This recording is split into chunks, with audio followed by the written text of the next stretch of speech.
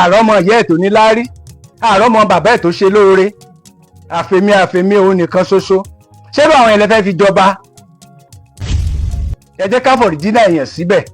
ṣé àwọn tó jẹ́ pé tẹ́ ẹ bá tiẹ̀ lẹ́nì kankan ní mind, ṣé bẹ́ẹ̀ ló ti wá? ẹni tó yẹ pé ó níyàwó mẹ́jọ mẹ́rin wọ́n skátà, kò bóbìnrin sùn sínú ilé. àtàn fi jẹ àrẹ̀mọ ńbo ni gbogbo wa wà, ìṣìǹjẹ́ àmọ́ túmọ̀ àrẹ̀mọ ọba tó bá gbèsè ìgbà ó lẹ́tọ̀ọ́ àti tó fẹ́ jọba. ipò Àwùjalẹ̀ odidi oṣù 6 wọn máa dùn ni, odidi oṣù 5 wọn máa dùn ni. arọ́bà ìlú mi tí wọ́n ti jẹ́ láti bí 2 years.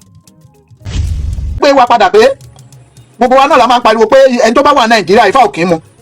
àkọ́kọ́ tí mo fẹ́ béèrè lọ́wọ́ yín ni wípé ṣé torí King Wasiu Ayinde Marshal ó jẹ́ ẹni tó ń gbé Nàìjíríà, ó jẹ́ òṣèré.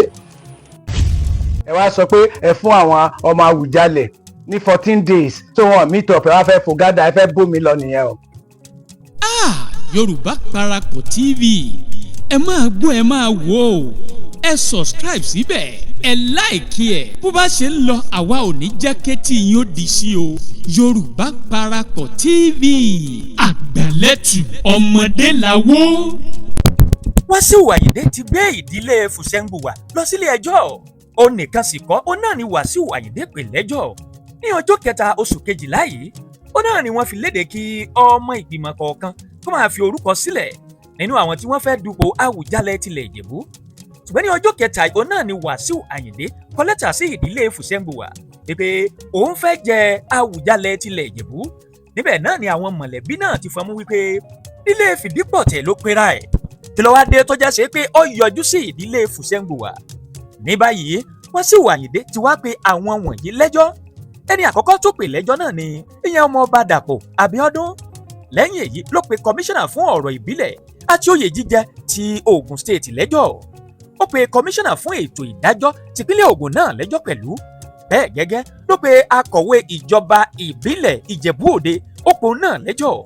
bẹ́ẹ̀ gẹ́gẹ́ ló pe alága ìgbìmọ̀ ìdílé Àwùjalẹ̀, ó pa àwọn náà lẹ́jọ́, àti àwọn olórí ẹbí Fusengbuwa. ó ní wọ́n fi ẹ̀tọ́ òun dùn ún.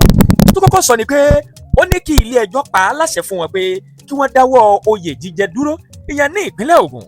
ó ní lẹ́yìn èyí ó náà ní kí ẹjọ́ wá bẹ̀rẹ̀ ní pẹrẹu lórí ẹjọ́ tí òun pè. bẹ́ẹ̀ ò bá gbàgbé, Wasiu Ayinde ni ó ti kọ́kọ́ kọ ìwé ṣáájú wípé òun fẹ́ jẹ oyè nínú ẹbí Fusengbuwa, tí wọ́n sì sọ pé ìdílé Fìdípọ̀tẹ̀ ló ti wá. nípa bẹ́ẹ̀ òun náà ni wọ́n sọ pé kò lẹ́tọ̀ọ́. nítorí wá jẹ́ kó pe ẹjọ́ ni wípé ó ní wọ́n fi ẹ̀tọ́ òun dùn ún, ìyẹn làkọ́kọ́. kejì ni pé ó ní wọ́n pè òun ní ọmọ àlè níbi tí òun ti jẹ́ ọmọ ọkọ. nínú ọ̀rọ̀ rẹ̀ ó ní pé ní ìdílé Fusengbuwa òun tan mọ́ bẹ̀ dáadáa, ibẹ̀ ni wọ́n sì ti bí òun.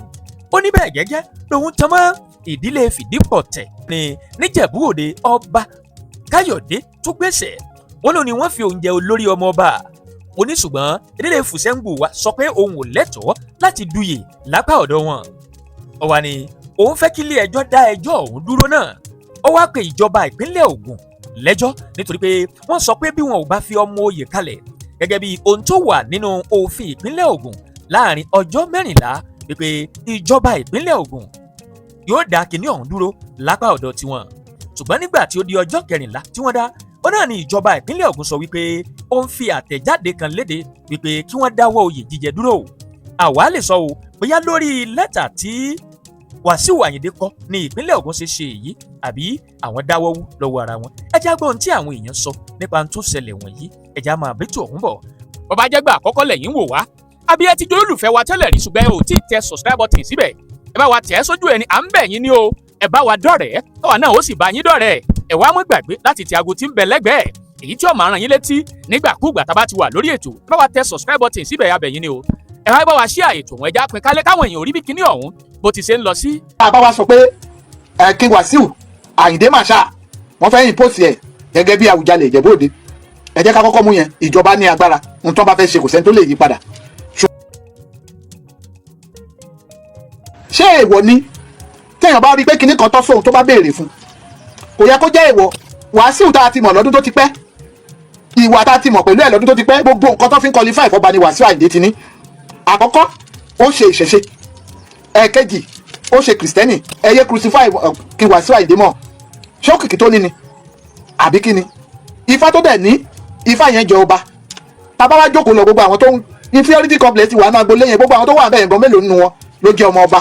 Ẹ fẹ́ mọ ohun tó ṣẹlẹ̀ nílùú Ìjẹ̀bú-Òde lórí ọba tó wàjà, ọba Káyọ̀dé Adétọ̀nà. Ní ìbẹ̀rẹ̀ pẹpẹ bó ṣe bẹ̀rẹ̀ àti ibi tá a dé yìí. Nígbà tó ń ṣèwọ ní kó wá jọba, ó wá ní òun ò lè ṣiṣẹ́ ṣe o torí pé kí ni mùsùlùmí gidi lòun òun ò ṣe. Ṣùgbọ́n gẹ́gẹ́ bí ìgbà yẹn lọ́hùn wọ́n dẹ̀ ṣàlàyé pé ó dá o, gbogbo tó o bá fẹ́ ṣe a ní ẹnìkan tí ó máa bá ẹ ṣe. Ìyẹn ni bàbá tèmi tí a mọ̀ sí Àbú Adégbóyèga, òdì gangan tó jẹ́ òdì nínú nígbà tá à ń sọ yìí. Àwọn ni wọ́n ṣáájú Adétọ̀nà tó sọ fún pé gbogbo tí ó bá fẹ́ ṣe nílẹ̀ Ìjẹ̀bú tó jẹ́ ti traditional, àwọn á máa bá a ṣe, àwọn á máa ó ṣàmà gbogbo nǹkan tí wọ́n bá ń fẹ́ kó máa fún àwọn.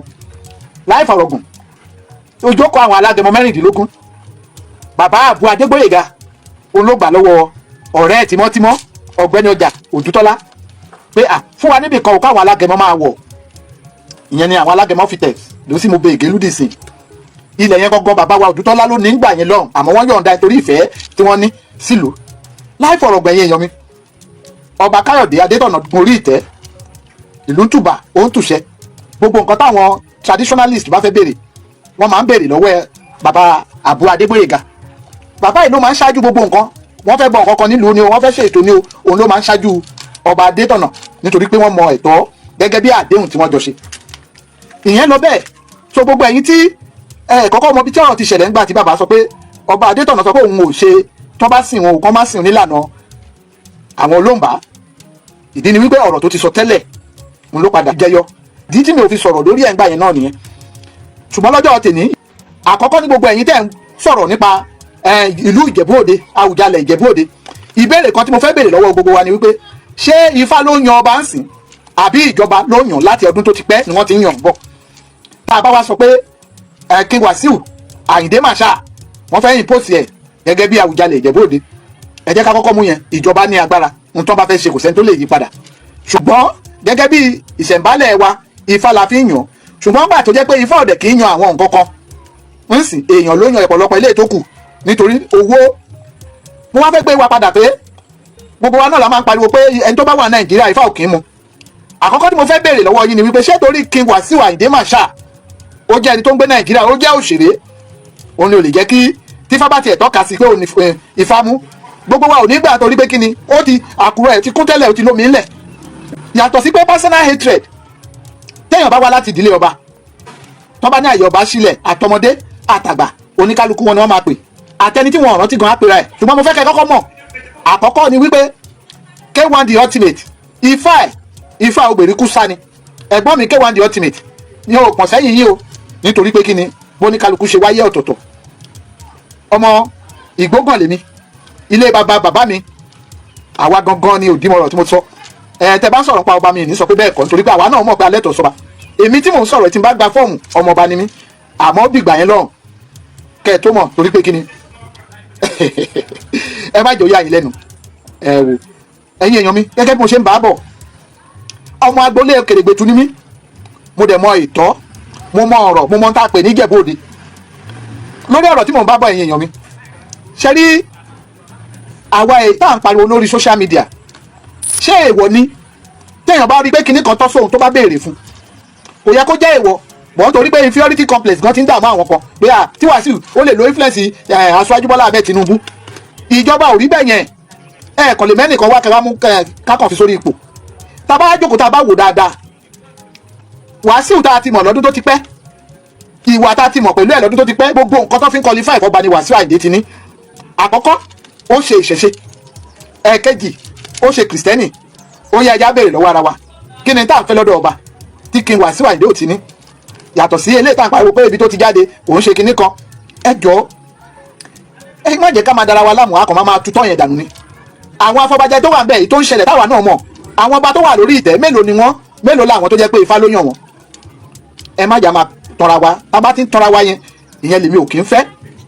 Gbogbo ẹ̀yin ọmọ Ìjẹ̀bú-Òde, àwa abínibí, ẹja sinmi ẹ̀dọ̀. Ẹni tó yọ lórí ìtẹ́, ọba Àwùjalẹ̀ ti sọ pé ẹ má jà ká má fowó ṣe o. Tá a bá dẹ̀ fowó ṣe jẹ́ ẹ̀yin lẹ mọ̀. Àkọ́kọ́ ni wípé kò sẹ́ni tó lè dá Ìjẹ̀bú-Òde padà sẹ́yìn.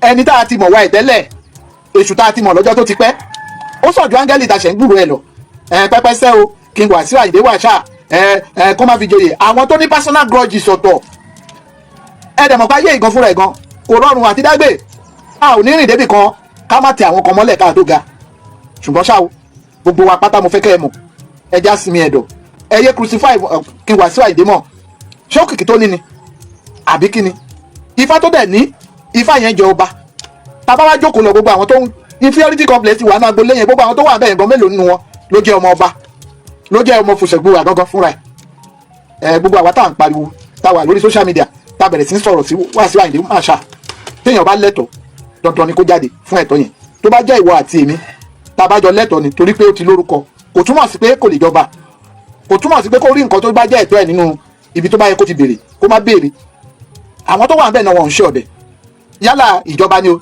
yálà àwọn afọbajẹ ni o yálà àwọn ẹbí ni o gbogbo wọn mọ̀ pé ẹni tó bá tọ́ ni wọ́n máa fi sórí àpèrè ṣùgbọ́n o wọ́n bá fẹni tó tọ́ sórí àpèrè ǹjẹ́ ẹ lè sọ irú ìwà tẹ́ni yẹn máa wù fún mi ǹjẹ́ ẹ lè sọ irú èèyàn yẹn ẹni tá àti ìmọ̀ là ń pariwo fún yẹn tó bá wá dé tí ò bá wá ṣe dáadáa kí la á ṣe fún yẹn nítorí náà gbogbo ẹ̀yin tẹ́ wà lórí social media ẹ̀yin gbogbo ọ̀rẹ́ mi tẹ́ ń pè mí tẹ́ni kí n dá sí ìwọ̀nba ni o a má sọ àsọtán o nítorí àárọ̀ wà lọ́rùn ẹni tó ń bọ̀ tí ó tùbà tí ó tùṣẹ́ á fi padà jẹ́ èèyàn nígbà tiẹ̀ tí ìlú atúnfẹ̀ ju bó ṣe wà yìí lọ òní Ọlọ́run kó bá wa ṣe o gbogbo ẹ̀yin afọbajẹ gbogbo ẹ̀yin olóyè ó dọwọ́ yín o ẹ wo mi ò ní kẹ́ fi Wasiu ìjọba o mi ì ní kẹ́ má fi jọba mo kàn sọ òtítọ́ ọ̀rọ̀ yẹn ni wípé béèyàn bá ń wá nǹkan kò síbi tí ò ní gbà orí tó bá máa dádé inú agogo dẹ ló ti ń wá o n ò ní sọ pé ẹni báyìí ni ṣùgbọ́n ẹ farabalẹ̀ dáadáa ẹ má dẹ̀ já lo ẹ̀tanú ẹ má já lo ẹ̀tanú o ẹ má já lo owó ẹ ń wo torí pé ẹnìkan ti lówó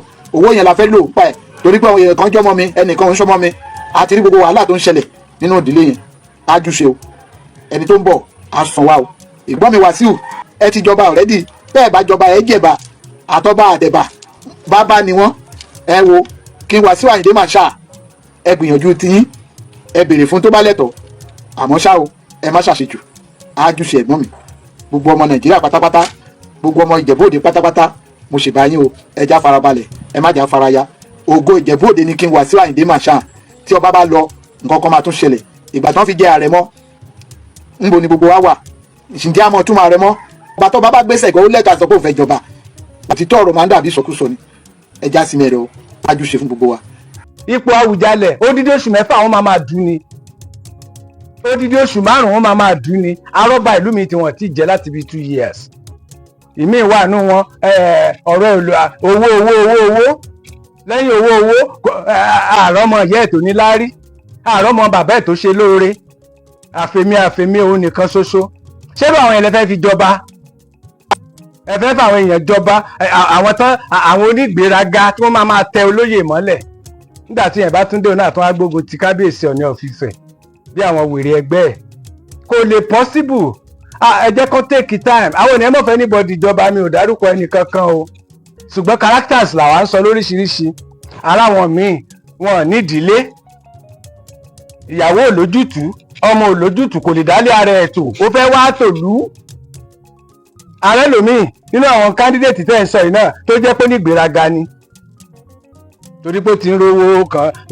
tó yẹ pé tó ní ìgbéraga lẹ fẹ́ gbé wá jẹ Àwùjalẹ̀ ṣé bí bàbá kan ló wà ń bẹ̀ bàbá yẹn ṣe jẹ́jẹ́ tó fi kú ni at the end of the day àwọn wèrè kan lẹ́rí tí wọ́n ti jẹ yìí eléyìí tí gọ́fúnà fún lóòtì wà lọ́sùn state tó ń ṣe bí olórí burúkú káàkiri tó ń wé gèlè tó lóun wé Fúlàní àbí kí ló wé sórí wọ́n wà bẹ́ẹ̀ lóríṣiríṣi àfi tẹ̀yìn afọbajẹ́ bá gbàbọ̀dẹ̀ ló kù tẹ̀ bá gbàbọ̀dẹ̀ ẹ dúró lórí ní tífá bá sọ àwọn kan sì wà báyìí tó ń ṣẹjọ́ lọ́yọ̀ọ́ pé wọ́n gba 1.5 àbí 15 million lọ́wọ́ ìkànnú àwọn ọmọ tó fẹ́ jà láàfin gbà yẹn èèyàn lolúwo tó yẹ pé wọ́n fún wọn nóòtì pé kó fi jọba ni sóńgbà tó bá dé sáwọn yẹn ló fẹ́ darapọ̀ mọ́ ẹ jẹ́ wo ọba sọ ẹ jẹ́ wo àwọn nǹkan kẹ̀kẹ́ tó fi yẹn jọba yàtọ̀ sí tí Ifá sọ ìwé mélòó ló kà níbo ló dé yẹn lọ lóyìnbó mi ipò kàwé ó lè lọ́lẹ̀ haúsá náà kó dé kó máa fọ haúsá but kí ni level education ẹ̀ níbo ló kàwé dé níbo ló lajú dé ṣé bẹ́ẹ̀ náà ń gbọ́ sìn tó ń fa àwọn chartered accountant ìjọba tó ń fa àwọn SAN ìjọba so bẹ̀rẹ̀ yìí ti wá wà ń bẹ̀ tẹ́wọ́ ẹni tó jáde ní Ìjẹ̀bú-Òde high school lẹ́yìn tí ń wá Muslim grammar school student ìyẹn lẹ́yìn sì ń wá ní century tá a wà yìí wá àwọn tó ti ṣoríire tí wọ́n ti develop ara wọn with technologies lóríṣiríṣi. Ìlú Ìjẹ̀bú òun ṣe bí tá ẹ lè filtrate ìjọba sí o. Ẹ wo àrà tó ń ṣẹlẹ̀ nífẹ̀ẹ́ báyìí, ẹ wo bọ́ọ̀ ní ṣe spread tentacles ẹ̀ káàkiri bó tiẹ̀ jẹ́ pé kò ṣe sífẹ̀ tó ará ìta o. Ó ṣe sí Ondo state, ó ṣe Sogo state, Lagos state, gbogbo tó ń ṣe kiri yẹn ló yẹ kán kó wá sífẹ̀ kífẹ̀ náà develop bí Èkó o. Ṣùgbọ́n aṣáàrí pé ó ń ṣe nǹkan, a rí pé ó ń ṣe nǹkan káàkiri. Àwọn èèyàn tó máa develop humanity, tó máa develop, tó máa make creativity, tó máa develop surroundings especially Yorùbá land làwa ń fẹ́. Àwọn ọba tó rí wọn pé tí wọ́n kàwé tí wọ́n lọ léèwé tí wọ́n dẹ̀ jáde dé level kan kì í ṣe anybody torí pé ó ń lọ Toronto wọ́n ń ṣe kinní kan ní New York, Chicago, ìyẹn kọ́ là ń fẹ́. We want an intellectual tó máa lè develop Ìjẹ̀bú-Òde.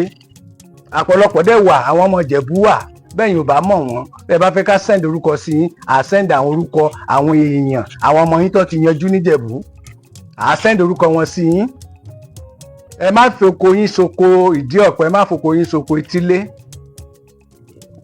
Àwọn tó bá dẹ̀ ń sọ wípé àwọn fẹ́ make attempt láti enforce ẹnìkan sórí ẹnìkan níwọ̀n ìgbà tá a bá gbọ́ àáfún rere yín àápariwo yín. Ọ̀rọ̀ ọba Ìjẹ̀bú-Òde ó ti yàtọ̀ sí Ìjẹ̀bú kíjẹ̀bú torí àwọn láṣìmọ̀ láṣáájú láṣìmọ̀ lólórí adẹ̀gbọ́njúmọ̀ bàbá yẹn níbẹ̀ ni agbọ́njúmọ̀ Síkírù Adétọ̀nà lórí ọba ìgbà rẹ̀ tòrò development dẹ̀ wọ̀lú tó ti yé yín. So àwọn nǹkan yẹn gbogbo pé wọ́n lọ sí kóòtù àníkọ́ anybody má lọ sí court. It's good to go to court for official settlement of any matter which is okay. Ṣùgbọ́n nǹkan táwa ń sọ fún yín sẹ́ ni wípé ọ̀rọ̀ Awùjalè ò ní ìdí kóòtù, kò sí tí kóòtù fẹ́ ṣe àfi tó bá fẹ́ dógun sílẹ̀. Àdẹ̀nìkẹ́ anybody náà má lọ síbi tó bá fẹ́ lọ, ṣùgbọ́n a gbọ́dọ̀ tẹ̀lé ìlànà àti ìṣe ilẹ̀ Yorùbá láti rí wípé ẹni tẹ́ fẹ́ fi jọba yẹn ó kúnjú òṣùwọ̀n, ó wà ní level yẹn. Wọ́n dẹ̀ ti ń sọ the problem we are having now. Tẹ́ bá dẹ̀ ní ká padà sọ̀rọ̀ Wasiu Ayinde. Wasiu Ayinde is a good friend. Mi ò lọ́tà ẹ̀, mi ò bínú ẹ̀ kó jọba ló pè wa. Ọ̀rẹ́ wa náà ni ẹ̀yin lẹ́yìn dẹ̀ mọ problem yìí tẹ́ bá ní pẹ̀lú ẹ̀. But with me and others, àwa ò ní problem because èèyàn dáadáa ni sí wa nípa tọ̀rẹ́. But nǹkan táwa ń sọ ni wípé níbo ni ilé tó belong sí la béèrè tọ́rọ̀ di ti kóòtù yìí. Olórí ọmọọba tí wọ́n ní Wasiu Ayinde jẹ ìdí fìdípọ̀tẹ̀ ló ti jẹ olórí ọmọọba. Àwọn tí bíbà Fusengbuwa, ẹ má bínú mi morúkọ yín pé bí Fusengbuwa ni o. Àwọn wọ̀nyẹn báyìí lọ bá kàn ọ̀rọ̀ olórí ọmọọba ò wá débẹ̀ yẹn níbo la wá ń lọ.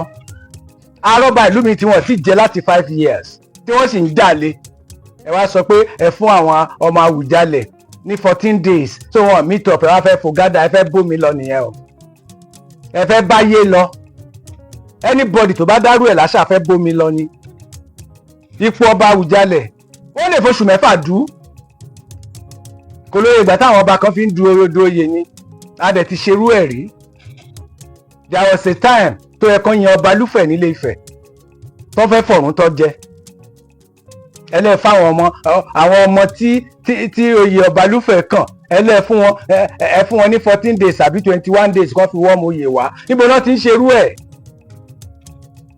Ẹgbẹ́ pò ńlá kalẹ̀ ẹ wá fẹ́ dí gẹrẹwu ẹ̀ pẹ̀lú ẹjọ́ péréte torí pé ẹ ti rí mọ̀gòmọ̀gó ẹ ti rí mọ̀kàrúrù tẹ́ fẹ́ ṣe torí ẹ ti rí wà ọ̀dàlẹ̀ ìlú tẹ́ fẹ́ ṣe. Wọ́n wá láwọn yẹn wọ́n fọba Lúfẹ̀ lẹ̀ wọ́n fọmọ oyè lẹ̀. Ọ̀ọ̀ni fúnra ara wọn kábíyèsí ó wá píìkì ẹnìkan ó gbé lórí wọn bẹ̀. Ṣó yẹ kó rí bẹ́ẹ̀? A sọ fún kábíyèsí ọba Ògúnwùsì Ọọ̀ni of Ifẹ̀, we told him báwo lẹ ṣe máa gbọ́ba Lúfẹ̀ wá láti nowhere, ṣé lé wọn ló kàn? Ṣùgbọ́n at the end of the day kí nǹkan má bàa bàjẹ́, kí nǹkan má bàa dàrú, kómi má bàa yàwọ̀ gbòòrò, adé mọ́bẹ̀ fún wọn. Ọ̀rẹ́ yín ọmọ yín Kúnlé Ológun Dúdú ọkọ̀ sọ́jà ọkọ̀ òṣèlú ọ̀kan ṣoṣo ọmọ líle tó dùn àbí ni mo tún wá lé ní o láti wá fún yín lésì ibi tí abọ́rọ̀ Àwùjalẹ̀ dé. Nǹkan tá a tún gbọ́ lénìí ni wípé wọ́n ní Wasiu Ayinde ọ̀kan nínú àwọn èèyàn tó ń díje fún ipò Àwùjalẹ̀ wọ́n ló lọ sí ilé ẹjọ́, ó pe Abíọ́dún lẹ́jọ́, ó pe gbogbo àwọn èèyàn lẹ́jọ́, ó pe alága káńsù lẹ́jọ́, ó pe gbogbo ẹ̀ lẹ́jọ́. I don't know how far is it true. Akọ̀ríwé yẹn ni àmọ́ bóyá fake ni bóyá original ni wọ́n lọ sílé ẹjọ́. Nǹkan tó wá ń kọ mí lóminú ni pé reason tí Wasiu Ayinde fi lọ sílé ẹjọ́, reason tó fi lọ sílé ẹjọ́ ó ṣókùnkùn àdẹ̀rí kànú ìwé tí wọ́n ń gbé káàkiri torí pé nìkan kọ́ lọmọ ọba tó jáde almost 50 àádọ́ta làwọn ọmọ olóyè tó jáde fúnpọ̀ Àwùjalẹ̀. Àwa àmọ́ tó ṣẹlẹ̀ tó fi wá jẹ́ pé Wasiu Ayinde lòun lọ sí ilé ẹjọ́. Mo dẹ̀ mọ̀ pé adájọ́ ò lè ever wá láti wá install Àwùjalẹ̀, àwọn afọbajẹ náà ló máa jẹ́. Nǹkan tá à ń gbọ́ ni wípé wọ́n ní pé Wasiu Ayinde kò kí ń ṣe ọmọ ọba ní ìdílé ibi tí wọ́n fẹ́ fi jọba. Wọ́n lé lórí ọmọ ọba tó jẹ́ ń gbà yẹn ní agbo ilé àwọn Fìdípọ̀ Tẹ́ni Fusengbuwa lélẹ́yìí. So àwọn Fusengbuwa ló dẹ̀ kàn tó fẹ́ jọba, ibẹ̀ ló ti jáde tí wọ́n sọ pé rárá kì í ṣọmọ ọba títí dẹ́dọ̀ àwọn Jàdíàrà tí wọ́n ní wọ́n claim ń gbà yẹn. Ṣé rí nǹkan tèmi kàn fẹ́ sọ ni wípé kò sẹ́ni tí ò lè jọba. Èèyàn tó wà lẹ́wọ̀n lè jọba, àti rí nínú Bible tí wọ́n lọ mú yàn wá látọgbà ẹ̀wọ̀n tó wá jọba. Ẹni tó ń fẹsẹ̀ gbà títì kiri tí ò ní iṣẹ́ ó lè jọba. Ohun tí Ifá wí ni Yorùbá ń tẹ̀lé. Tẹ́ bá dẹ̀ wá wo gbogbo bí nǹkan ṣe lọ báyìí, a condemn anybody àti bíríkìlà àtàlágbe àtàfọ́jú àtàrọ anybody tí Ifá bá ti mú, Ifá làwá gbàgbọ́ nínú ẹ̀. Ṣùgbọ́n wípé bóyá àwọn kan máa wá lo influence kan látòkè tí wọ́n máa wá lo ọba, tàbí tí wọ́n á nítorí pé ẹnìkan mọ pírẹsidẹ́ǹtì ẹnìkan mọ gọ́fúnà lẹ́wọ́ fẹ́ fi jọba kò lè ṣiṣẹ́. Ká máa múyàn wá lórí Ifá, wàhálà ló máa ń dá sílẹ̀. President Bọ́lá Tinubu èèyàn ńlá ni, èèyàn pàtàkì ni. Ó dẹ̀ wọ̀ pé second term tóun fẹ́ ṣe jọ lójú, ó jẹ́ lógún ju Àwùjalẹ̀ tí any other person fẹ́ jẹ lọ. Kò wá ní fẹ́ fipò Àwùjalẹ̀ tánìṣí méjì presidency. Kò ní torí Àwùjalẹ̀ ẹnì ló fẹ́ jẹ Àwùjalẹ̀ báyìí kó wá bàtàrà ẹ̀ jẹ́. Torí pé nílùú yìí tó bá ṣẹlẹ̀ bẹ́ẹ̀ wípé Bọ́lá Tinubu o ló fẹ́ nìkan ní nóòtì pé kó wá jọba Àwùjalẹ̀. Bọ́lá Tinubu gan-an á ní bòun bá mọ̀ kó má ṣe bẹ́ẹ̀ torí inú máa bí àwọn Yorùbá, inú dẹ̀ máa bí Ìjẹ̀bú. Ẹ jẹ́ ká fà àwọn afọbajẹ sílẹ̀ kí wọ́n ṣiṣẹ́ tán fẹ́ ṣe. Tí wọn bá gbàbọ̀dé ní o, ẹ jẹ́ ká fi wọ́n sílẹ̀ kán ṣiṣẹ́ tán fẹ́ ṣe. Tẹ́ ẹ bá dẹ̀ ti lè bìlíìfù nínú Ifá, ẹ jẹ́ kí Ifá ṣe tó fẹ́ ṣe.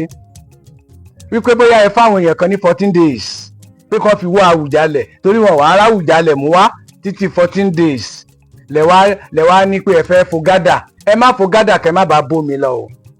Ẹ má fogádà káyé yín má bàa bàjẹ́. Ẹ fi ilé ọba tí ọba kàn tí Àwùjalẹ̀ kàn ẹ fi ilẹ̀ síbẹ̀.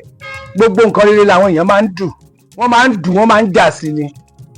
Ipò president tẹ wà lénìí, ipò governor tẹ wà lénìí, sọ́sẹ̀ méjì ni wọ́n fún yín tẹ fi yan governor, sọ́sẹ̀ méjì lẹ fi yan ààrẹ president Nàìjíríà. Gbogbo tó bá dára àwọn èèyàn máa ń dùn ni.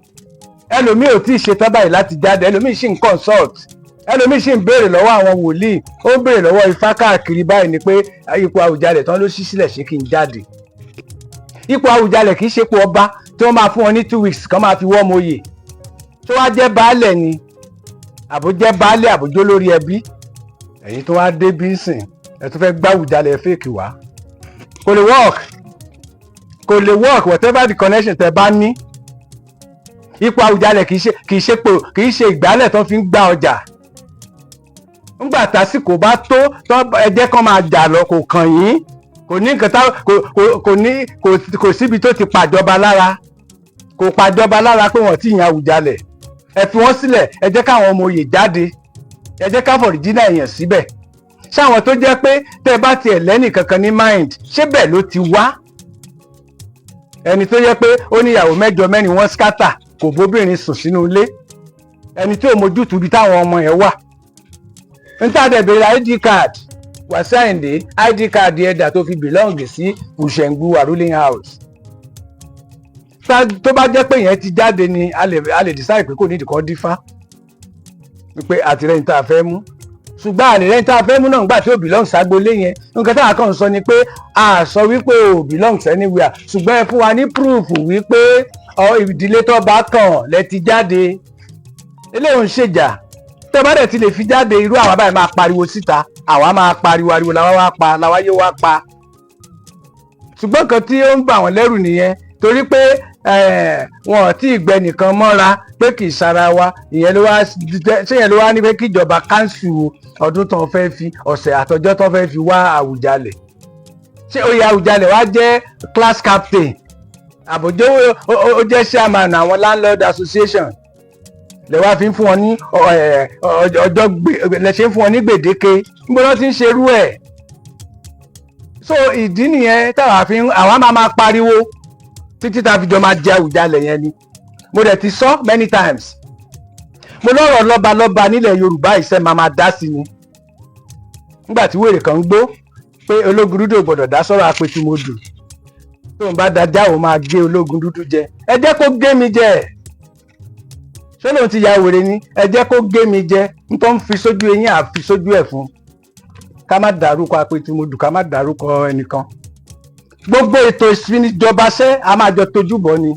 A máa make sure pé eléyìí tí wọ́n ti ṣe kọjá, tí gbogbo wọn ń rèpù, tí wọ́n ń ṣe rádaràda, tí wọ́n ń dá bàbá dọ̀bálẹ̀, tí wọ́n ń na bàbá ń bẹ́líìtì, gbogbo yẹn ò lè ṣẹlẹ̀ mọ́ o. A ní fún yín láàyè kẹyìn ọba tó máa bàlújẹ́. Àwọn ọ̀rọ̀ ọba mi wà tó ti pè wá sí báyìí. Wọ́n lọ́ba kan ọdún 5 nìyí kò wọ gbòòrò ìlú. Wọ́n lọ́ba mi ò tiẹ̀ nílé nílùú ẹ̀. Wọ́n lọ́ba mi ilẹ̀ ló ń tà oríṣiríṣi. À ń páìlì ẹ̀jọ títí tá a fi máa gbé jáde very soon. A ní fọwọ́ lẹ́rán o lórí ọ̀rọ̀ ọba ilẹ̀ Yorùbá mọ́. Àwa gan fẹ́ dá sí i. A fẹ́ secure future wa. A fẹ́ secure future ilẹ̀ Yorùbá. Ibi tẹ́ bàjẹ́ dé yìí ti tó. Gbogbo àwọn tó bá máa wọlé sìn, wọ́n gbọ́dọ̀ máa wọlé considerably ni. Kì í ṣe pé kàn déédéé máa wọlé láì ṣe pé wọ́n ṣàyẹ̀wò lórí yín. Whatever owó tó ní kò kàn wá. Ṣùgbọ́n àwọn tó bá lówó tí wọ́n máa kó wá, tí wọ́n máa develop ìlú, tí wọ́n ń ṣonígbéraga, táwọn gan ní home, tán nílé, tán níyàwó, tán lọ́mọ tí wọ́n ń tọ́jú, táwọn ẹbí wọn sọ pé àwọn rèé. Àwọn èèyàn tó níran la fẹ́ máa fi jọba. Kì í ṣe àwọn kan jákujàku onígbó, kì í ṣe àwọn kan jákujàku tí wọ́n mu drọ́ọ̀gì, kì í ṣe àwọn kan jákujàku tí wọ́n fàtẹ́lẹwọ́ gbádìí ìyàwó níyàwó. Kò sáyé yẹn mọ́ ẹ lè lóbìnrin kankan lù jìbìtì. Tòwọ́ tó bá ló ń bọ̀ lórí ọba, má fọkàn sí góòlù kan o, má fọkàn sí ohun ọ̀gbìn kan, má fọkàn sí ilẹ̀ onílẹ̀ tó fẹ́ wá tà o. Tí bàbá ẹ̀ ò bá nílẹ̀ má jọba o, má jọba tí ìrìn ẹ̀ ò bá ní tó fẹ́ wá jí, má jọba o. Torí we are not going to be lenient with you, we are not going to be considerate. A fẹ́ mọ̀ pé bóyá dandan nítorí pé o ní ìdí owó láti lórí ọba ló ṣe ń bọ̀. Ẹni ọba not only Àwùjalẹ̀, ẹni ọba tó bá fẹ́ jẹ́sìn má fọkàn sí ohun àlùmọ́ọ́nì ìlú mọ́. A lè gbà fún yín mọ́. Tíjọba bá fẹ́ wá, kán bá wa develop ìlú wa. Not that pé ọba kan wá dé, a wá máa wa góòlù, a máa gé kòkó, a máa wọ́n lẹ onílẹ̀. Ọ̀rọ̀ ìfinijọba ti yàtọ̀ o. Kan tá a máa sọ fún yín nìyẹn.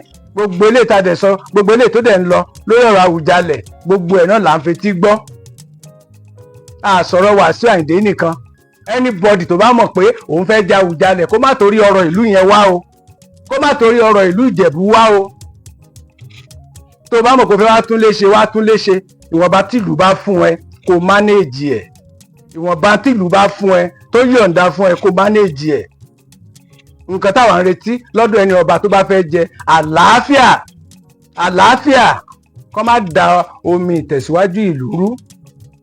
Anybody la fẹ́ kó wá jọba, ìbá ṣe po àkàrà, ìbá ṣe Wasiu Ayinde kò kàn wá, ìbá ṣe Síkírù, anybody ló lè wá jọba. Ẹni tó bá fẹ́ jọba ń tà wá after ó ní wípé kó jẹ́ ẹni tó ń bọ̀ láti tún lù ṣe. Ṣùgbọ́n a ṣì wà lórí rògbòdìyàn ta ló fẹ́ ja Àwùjalẹ̀. A dẹ̀ máa fún yín ní update every hour, every minute, every day. Ẹ kú ètò. Yorùbá Parapọ̀ TV ẹ máa gbọ́ ẹ máa wò ó ẹ subscribe síbẹ̀ ẹ like ẹ̀ bó bá ṣe ń lọ àwa ò ní jẹ́ kétí yín ó di sí o. Yorùbá Parapọ̀ TV àgbàlẹ́tù ọmọdé làwọ̀.